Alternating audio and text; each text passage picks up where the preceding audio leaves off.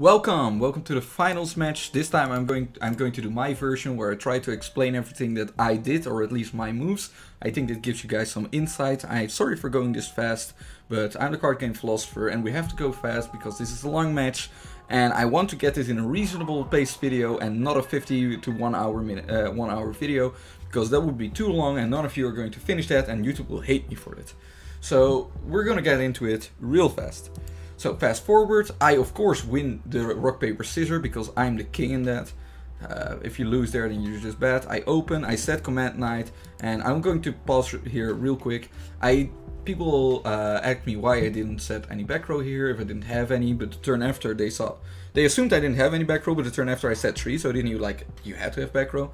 I didn't do it because Wild Tornado is dead in this situation. I see I'm playing against Moth, and Moth isn't doing anything in the first turn. It actually threatens me in their first turn.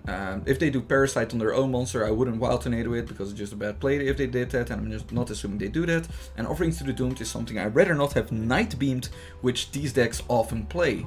And I was right to think that because there's the Night Beam. Yeah. Wouldn't have been. I'd rather have it with other back rows so that if they want to snipe, they at least have to take a real guess.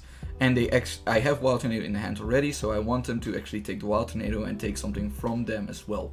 They're not gonna cut, if it's Moth, it's not gonna get past Command Knight. Anyway, turn 1, their normal summons are too small. So yeah, here we go. He starts up, I get a Nightmare Wheel, now I can actually set them. And here I'll explain real quick what happened. He did Dust Tornado and Wild Tornado, and I didn't wait for a response because I wasn't expecting him to chain. So I sent it to, so he was typing, and well, Dueling Book says 2 seconds, but it was pretty much just 1 second in between where I sent Wild Tornado to the grave and he says chain.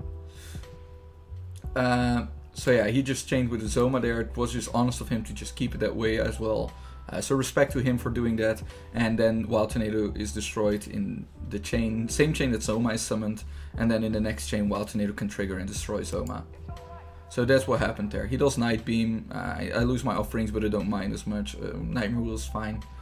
I do some damage here, get my first counter. He does the Kochi, he goes for it, New Doria. I'd rather not have it being a small monster, but at least it leaves an open field in this scenario, so it's fine.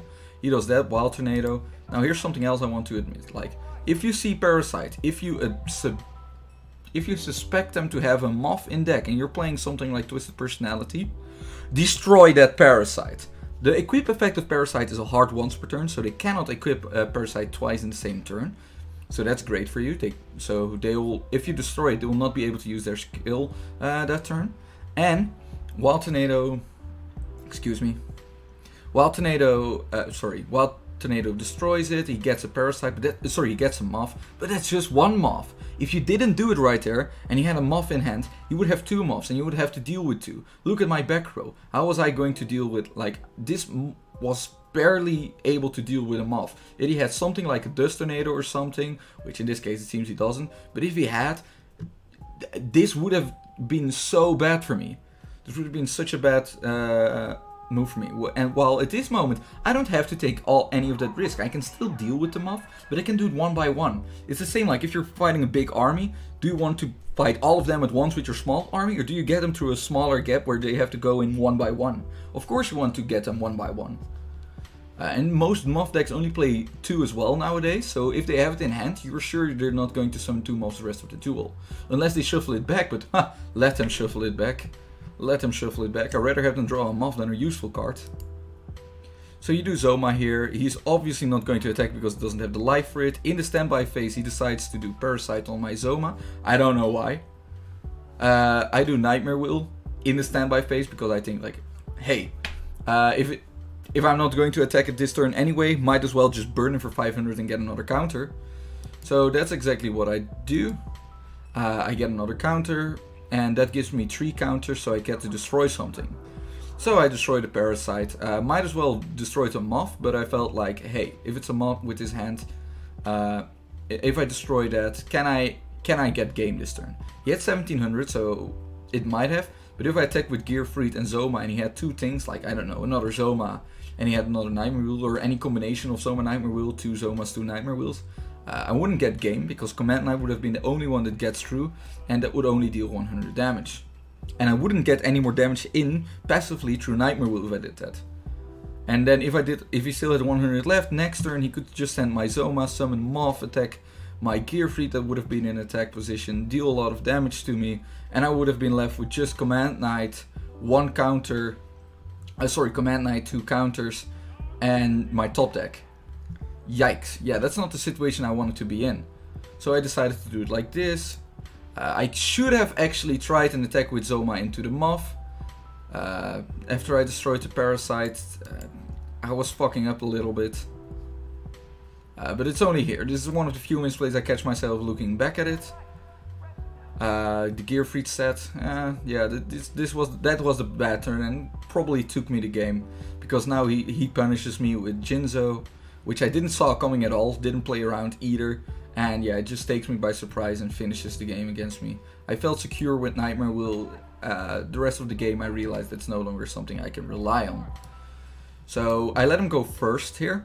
People did like, oh, you always want to go second? No, with Twisted Personality you want to go first in almost every warrior matchup that you have, because the ideal play that you have, that's why you also play, if you look at the replay deck after this, you play 3 Command Knight. You want him to run into your Command Knight with Gearfried so that you get the first counter, that way easily, and so that there is no way for them to actually get over Command Knight.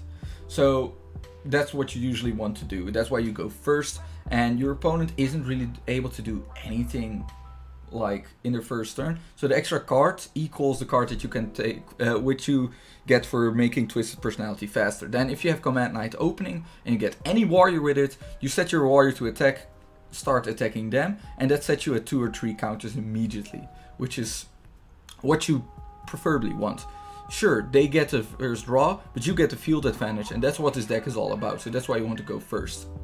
In my opinion. Might be wrong, might be a flawed theory, but that's why. But against Moth, that's a completely different situation, especially since it's Dark Moth. He doesn't have any good normals, so he's never going to run into my Command Knight. I don't get that advantage. Attacking over the Kochi isn't really that much of a difference, because he's going to steal my card advantage anyway. So I'd rather have him go first, more chances of him breaking, more chances of him having to do a bad play, as happened here, because he bricked. Didn't know that, of course.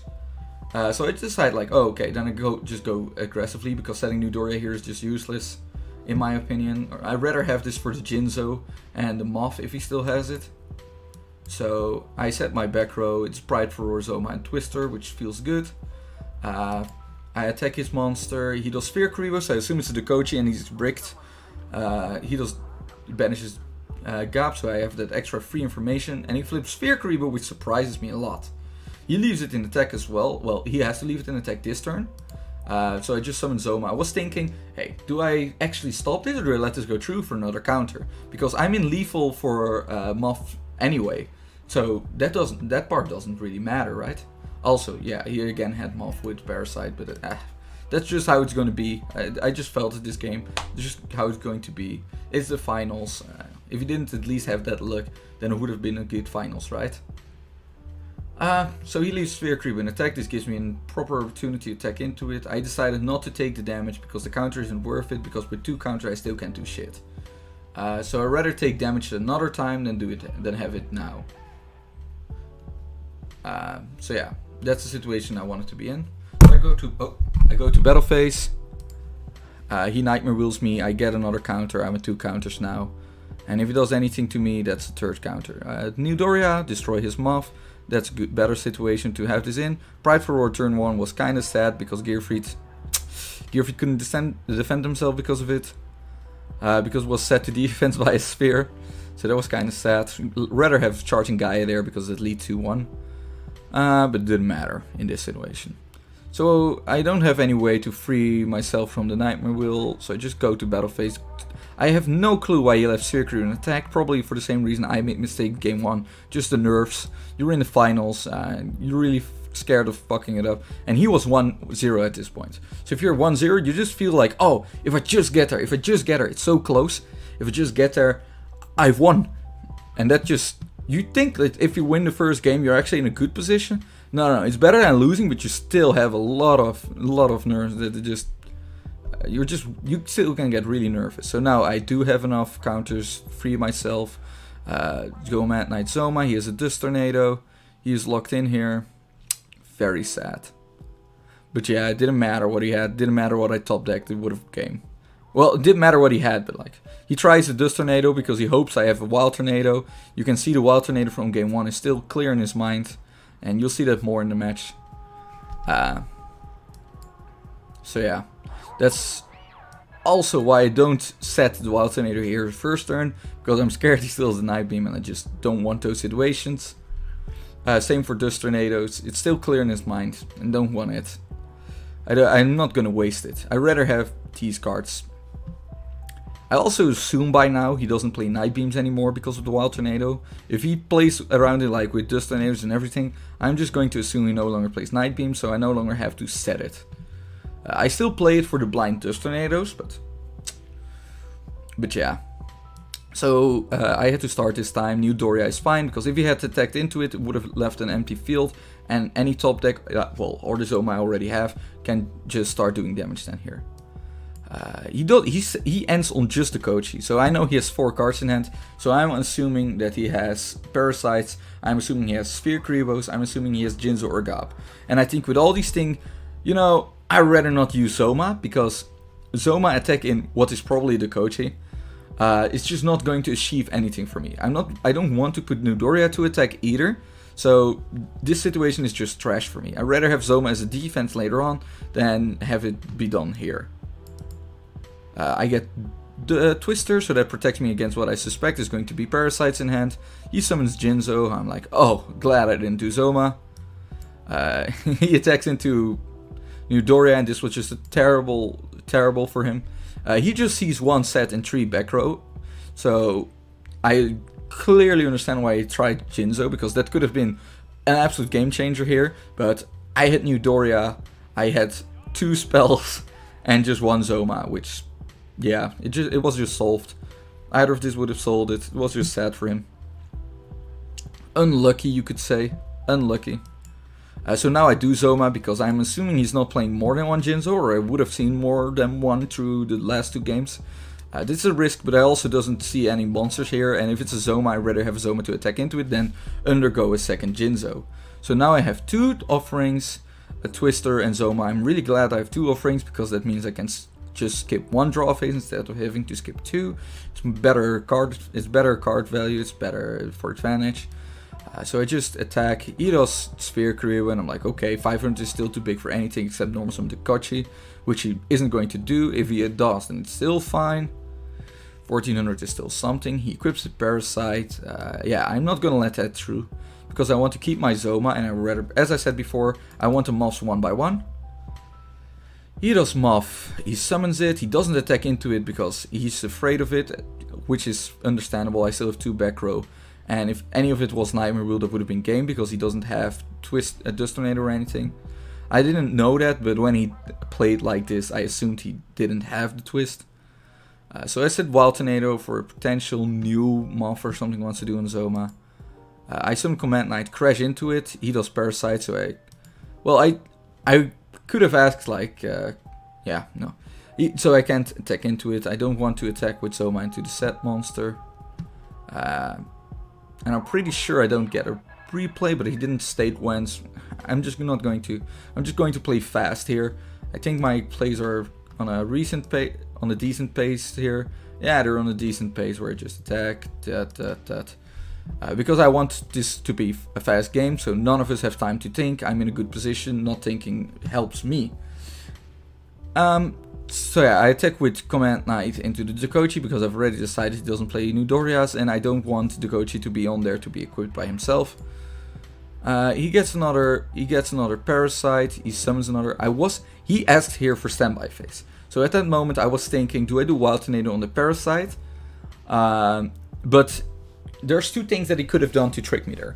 If he had drawn his second Moth, and if he had his second Moth there in his hand, asking standby phase while he has Parasite on would have been a great play, because, well, maybe I would have destroyed it to skip around the Cocoon, so that's one thing. That would have made it bad for me to do Wild Tornado, and would have just made it that he still had his skill. And I rather not have that. I rather not have it.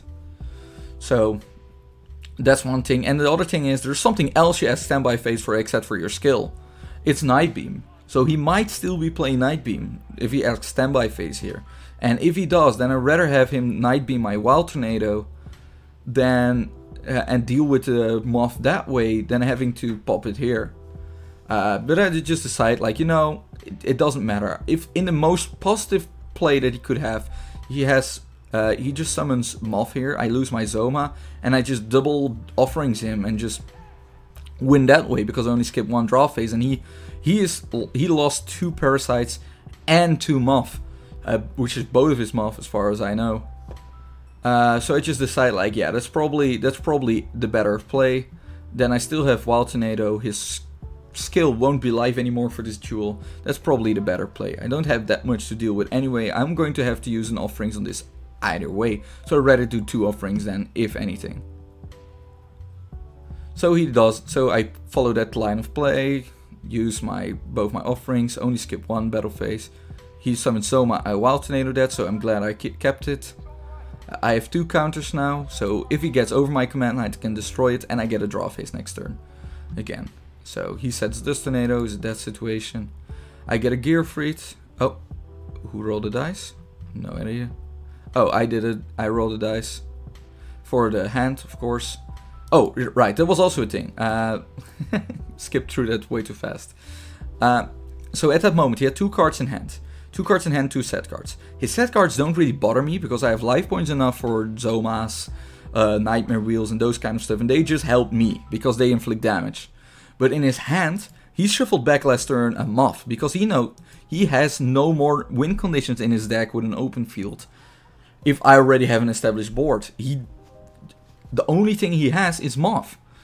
And I had Gear Freed in hand, so if I norm some Gear Freed and his hand was, in the perfect scenario, Parasite Moth, that would have been game against me. Wouldn't have been able to do anything against that. My hands were terrible, there was nothing I could do there.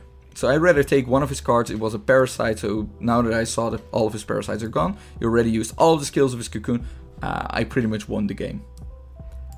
So there's multiple reasons why I had to take the hand tear, even if it was just Sphere Creepers. You just don't take that risk. There was much more danger in his hand than there was on the field. And yeah, then this duel just ends like this. He does Dust Tornado the first time to take away my back row, but he probably hoped it was a Wild Tornado because, you know, it would have at least kept him in the game, because then I had to destroy one of my own cards. But if I had Wild Tornado, I just wouldn't set it, let's be honest. And then this time, before I go to battle, he does Dust Tornado on my set again, because he just hopes it's Wild Tornado, but alas. So now he doesn't have game and I do. The finals, GG, what a final, worthy of a final. So yeah, that was it. That was a replay. This is my deck. Let's see how many minutes in. Okay, we can still get this in 20 minutes, which is a reasonable time. Sorry for going so fast, my guys. Just play it at half speed or something. But YouTube still has to like me. I play 1 charging. This thing is a must, at least at 1, because of Sphere Creep and stuff like that. In defense, this thing is still a beast. Unless they have Command Knight Gear Freak, they just can't get over this on its own in defense, which is great to have. 2 Command Knights doesn't get over it. So 3 Command Knight, because this is the spine, the back spine of warrior decks. This is the thing that keeps it all together, and especially for this deck, as I said, going first, set Command Knight, have it attacked into, or using it for an attack after that with another monster. That is the place. It forces your opponent to play in Zoma. This is what keeps the deck together, in my opinion. Then 2 Gear Freak, because I still wanted to build my deck as anti-Moth as possible. And as I said, I don't care about him equipping his Parasite and summoning it again, and summoning 1 Moth. If they're divided, I'm glad, because I can deal with 1 Moth. I can deal with 1 Moth at a time. I have a skill for that. I have so many back row for that. It's fine. But 2 Moths at the same time is too much pressure, especially early on, so I would rather avoid that. Then New Dorias. New Dorias are just great, and I took like the same philosophy Ryan Atlas had in his Warrior Moth deck, where he played Man-Eater Bugs.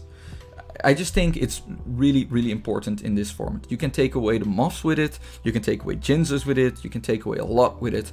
Against So I'd rather have this than anything else. If I didn't play this, I would have upped on the charging Gaias, because it's so good as well. But yeah, this was fine. This was definitely fine. I wouldn't change this lineup. Wish I could play more, but you just can't. So yeah, I'll have to do it with this. 3 offerings, because you want to see offerings in multiple, so you only have to skip 1 draw phase. And offerings is again an out against Jinzo, which is so defining still in this format. It's an out against Moth, and all these things are just impossible to run over otherwise. So you have to do it like this. I have seen people play Sphere Crew instead, but Sphere Crew assumes I still have monsters, which against something like Inner Conflict Warriors, I a lot of the time don't. So I'd rather have offerings and skip my draw phase, since skipping draw phase in this deck is not that bad. Then I play Twister for both paying life points, which is good in this deck, and I play it because I want to be as aggressive as possible with this, especially if I side to my other engine we're already seeing there, which is the elephant in the room.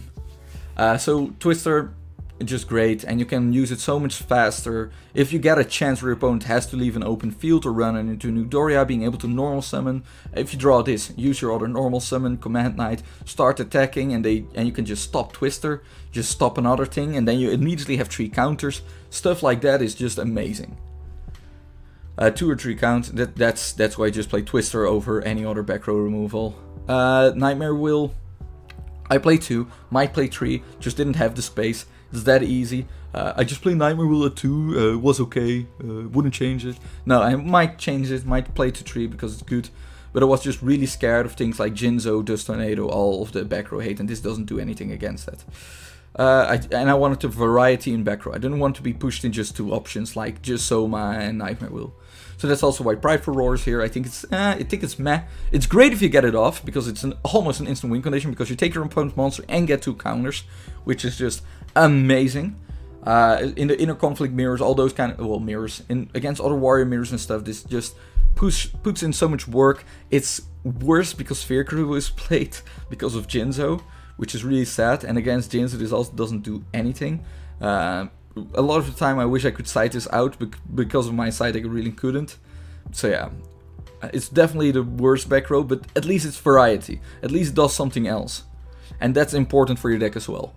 Wild Tornadoes. And it's a mind game, of course. Wild Tornado. You have 2 Wild Tornadoes. These are just, I saw it. It's against Night Beam, it's against Blind back row. It's if you set it as another card against the stall matchup, they Dust Tornado you in advance to make sure you can't use your Dust Tornado on them, but then you can still do it if it's Wild Tornado. It has a lot of advantages to it, and its first effect of destroying a card in the spell trap zone is also still so great, because you can take away Parasites with it, Nightmare Wheels with it, you can change it to Zomas. It's basically another Dust Tornado, just with another effect for my deck, because I never take the back row blindly. I don't mind if they do offerings, because that puts me in a huge advantage.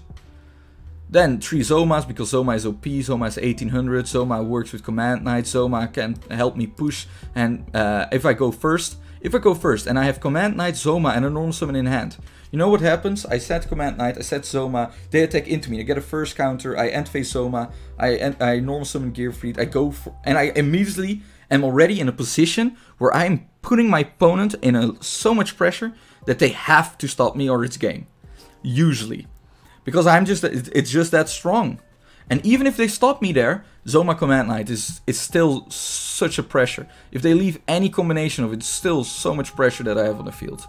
And with the new ruling of it being able to crash into Gearfried, oh, definitely going to keep it at 3. Then my side deck is self-explanatory. Yeah, I just smoke screened to Moth. I felt like it was okay, I felt like it was interesting, and I assumed that people would side out things like offerings, because it's actually one of the worst back row you have. And if you side things like that out against this kind of warrior, I pretty much side to Warrior Moth then. And it just felt like an okay thing to do. The surprise factor helped, and I just wanted to flex in a lot of matches by not siding. Because if I go back to Speed Duels, I want to do it correctly, and I want to do it to flex, and I want it to actually feel like I deserve to be back in the finals. Which I do now. So yeah, I also didn't really know what to side. That's also the truth. So yeah, that's it. That's the deck. That's the thing. And we're back, baby. We're back. Thanks for watching.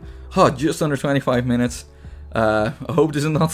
Sorry for it being such a long video. I just couldn't get it shorter. And thanks a lot, guys. This is Card Game Philosopher. Thank you for watching. Bye. Колбасный софт, Adidas кроссовки.